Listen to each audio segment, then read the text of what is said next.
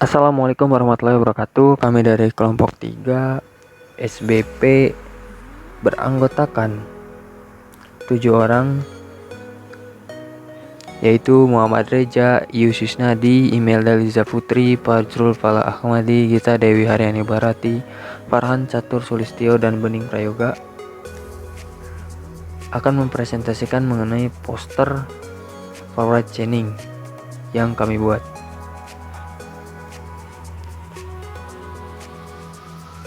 Nah, di sini ada penjelasan singkat mengenai forward chaining yang merupakan runtut maju. Merupakan metode inferensi yang melakukan penalaran dari suatu masalah kepada solusinya. Nah, contoh, jika penderita terkena penyakit epilepsi idiopatik dengan CF antara 0.4 sampai dengan 0.6, maka berikan obat carbamazepin. Nah, di sini ada data, aturan, lalu kesimpulan.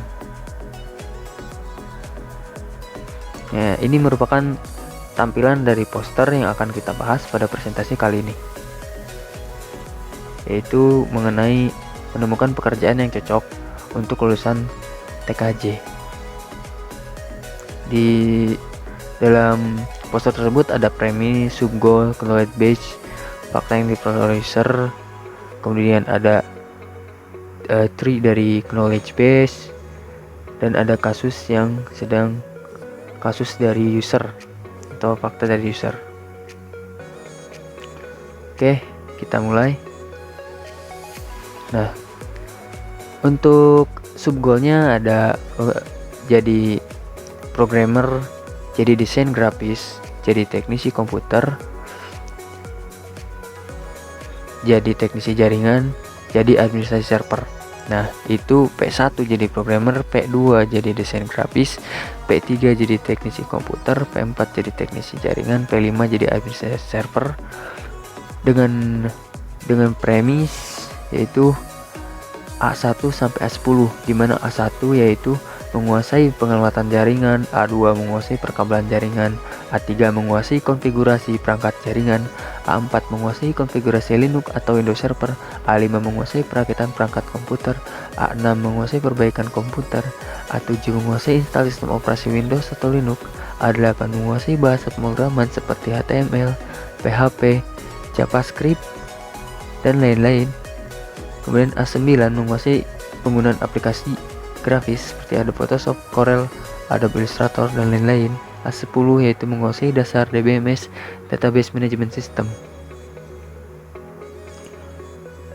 Kemudian untuk fakta yang diperoleh oleh user yaitu A1 menguasai pengalamatan jaringan, A2 menguasai perkabelan jaringan, A4 menguasai konfigurasi Linux atau Windows Server, A7 menguasai install sistem operasi Windows atau Linux. Untuk knowledge base-nya yaitu R1 sama dengan if A1, NA8, NA10, dan P1. R1 jika menguasai pengalamatan jaringan dan menguasai bahasa pemrograman seperti HTML, PHP, JavaScript, C++, dan menguasai dasar DBMS, maka dia merupakan programmer. Rules kedua, if A1, NA9, dan P2. Jika menguasai jika menguasai pengalamatan jaringan dan menguasai penggunaan aplikasi grafis seperti Adobe Photoshop, Corel, Adobe Illustrator, dan lain-lain, maka dia P2, desain grafis. Rules ketiga, if A1, NA2, NA3, then P4. Jika menguasai pengalamatan jaringan, menguasai perkabelan jaringan, dan menguasai konfigurasi perangkat jaringan, maka dia P4, teknisi jaringan. Lanjut ke rules keempat, if A5 or A6, NA7, dan P3. Jika menguasai perakitan perangkat komputer dan menguasai perbaikan komputer,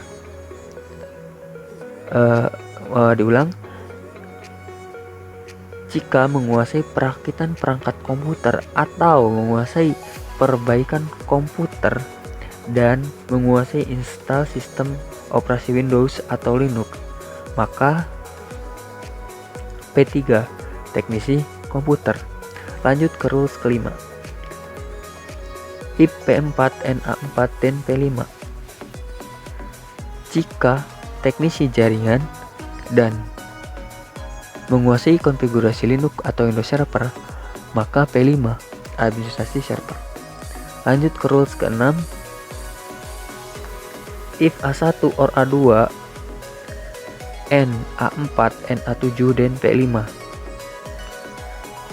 Jika menguasai pengalamatan jaringan atau menguasai perkabelan jaringan dan menguasai konfigurasi Linux atau Windows Server dan menguasai install sistem operasi Windows atau Linux, maka P5 administrasi server. Nah, untuk kasusnya yaitu diketahui fakta dari user adalah A1, A2, A4, dan A7. Maka pekerjaan yang cocok untuk user adalah dimulai dari R1. Untuk rule yang pertama, A1 termasuk ke dalam fakta, A8 tidak termasuk ke dalam fakta. Lalu masuk ke rule selanjutnya.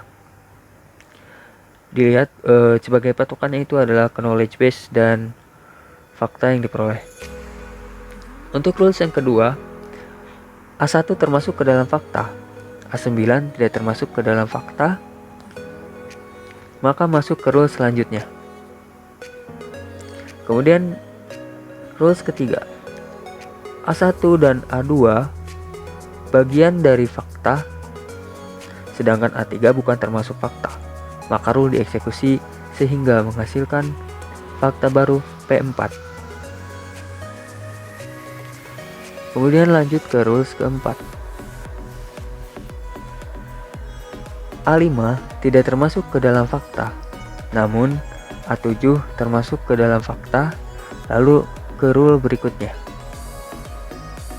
Kemudian masuk ke rule kelima. P4 termasuk ke dalam fakta, tetapi A3-nya itu tidak termasuk ke dalam fakta, dan A4 termasuk ke dalam fakta, maka menghasilkan fakta baru yaitu P5. Kemudian R6, A1 terpilih ke dalam fakta, A4 dan A7 termasuk ke dalam fakta yang menghasilkan fakta P5. Sehingga menghasilkan bahwa pekerjaan yang cocok untuk user tersebut merupakan administrasi server. Karena dalam fakta yang diperoleh oleh user A1, A2, A4, A5 itu semuanya ada pada rules ke-6. Oke, kita lanjut. Nah, ini untuk tree knowledge base yang telah dihasilkan. Nah, diketahui ini terdapat premisnya, kemudian terdapat sub goalsnya, dan ini adalah fakta dari usernya. Kemudian dijadikan sebagai tree knowledge base-nya.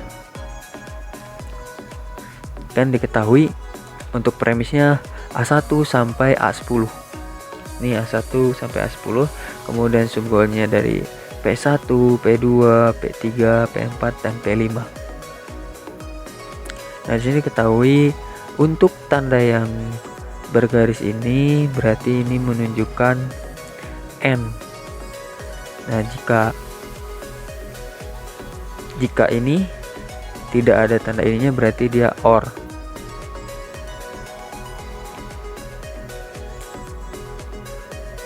Nah, ini untuk sedikit penjelasannya. Ini P2. Ini dari knowledge base-nya. A1 NA9 maka P2. Jadi membacanya seperti itu. Nah, ini adalah tree rules-nya, tree knowledge base rule-nya.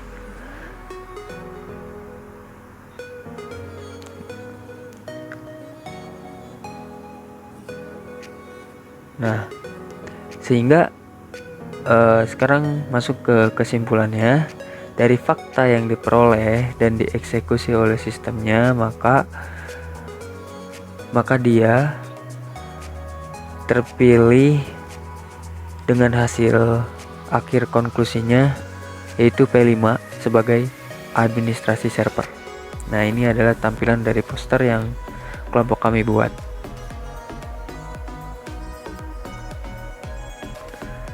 Sekian presentasi dari kelompok kami. Mohon maaf apabila ada kesalahan. Wassalamualaikum warahmatullahi wabarakatuh.